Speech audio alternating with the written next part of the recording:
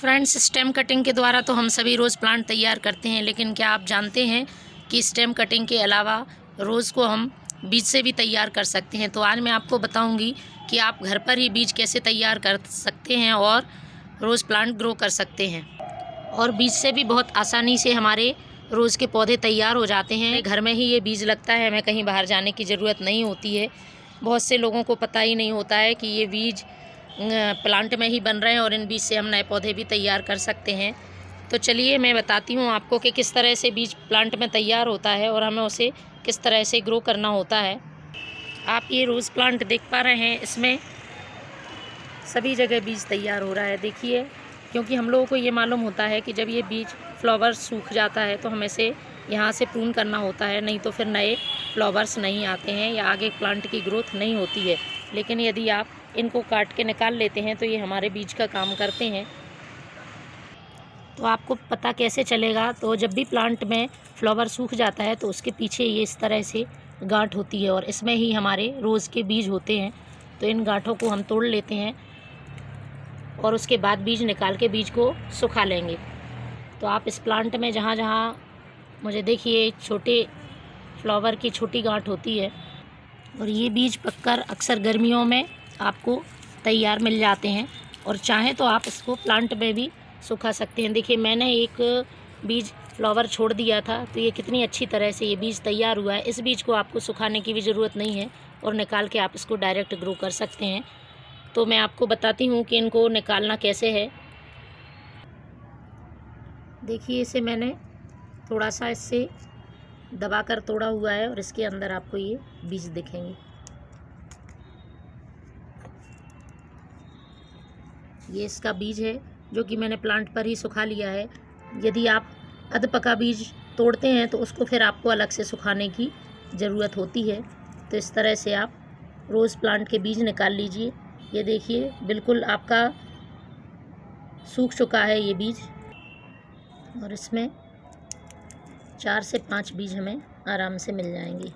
ये देखिए, इनको हम आराम से लगा सकते हैं।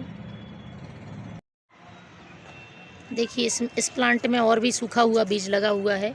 ये बीज मैंने तोड़ लिया है और भी आपको जितने भी आपने सुखा लिए हैं बीज वो आप प्लांट पर तोड़ सकते हैं।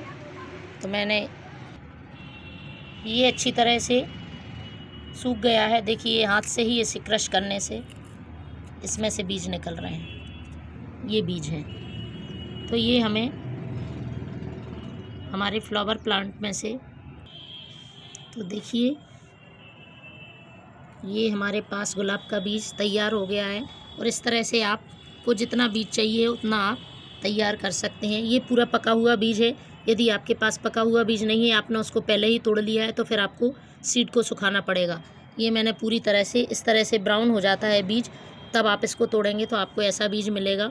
और यदि आप ये हरा तोड़ लेते हैं कच्चा, तो ये बीज बिल्कुल कच्चा रहेगा, उसको आपको बीज को सुखाना पड़ेगा। तो फ्रेंड्स, कोशिश करिए कि आप प्लांट में ही लगा रहने दें बीज और जब बिल्कुल पककर तैयार हो तभी तोड़ें, तो इसके जर्मिनेशन के चांस जो हैं वो 100% बढ़ जाते हैं। ये थोड़ा सा पका है लेकिन ये भी चल जाएगा। ये पूरा सूख चुका है तो ये भी हम ग्रो कर सकते हैं। तो आइए हम ग्रो करते हैं। आप सॉइल मीडिया तैयार कर लीजिए। आपको कोशिश ये करनी है कि इसमें कोकोपीट की मात्रा ज़्यादा हो, क्योंकि वो मॉइस्चर सोख के रखती है और मॉइस्चर उसमें रहता है तो हमारे बीज जर्मिनेट आसानी से हो जाते हैं। तो इसमें हम इस तरह के बीज को फैला देंगे। नॉर्मल सॉइल ले लें आप, उसमें कोकोपीट मिला लें और थोड़ा सा सैंड मिला लें। ये देखिए, इस तरह से मैंने बीज डाल दिए हैं। फिर उन प्लांट को हम जब ग्रो हो जाते हैं तब अलग अलग करके लगा लेते हैं। ये बीज डाल दिए और इसके ऊपर हम हल्की सी मिट्टी डाल देंगे।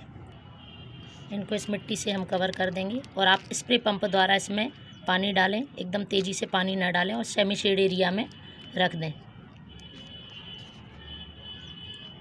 15 से 20 दिन बाद आप देखेंगे कि इसमें छोटी छोटी सी सीडलिंग तैयार हो गई हैं।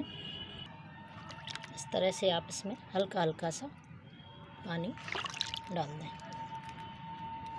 20 से 25 दिन के बाद देखिए आप इनका अपडेट।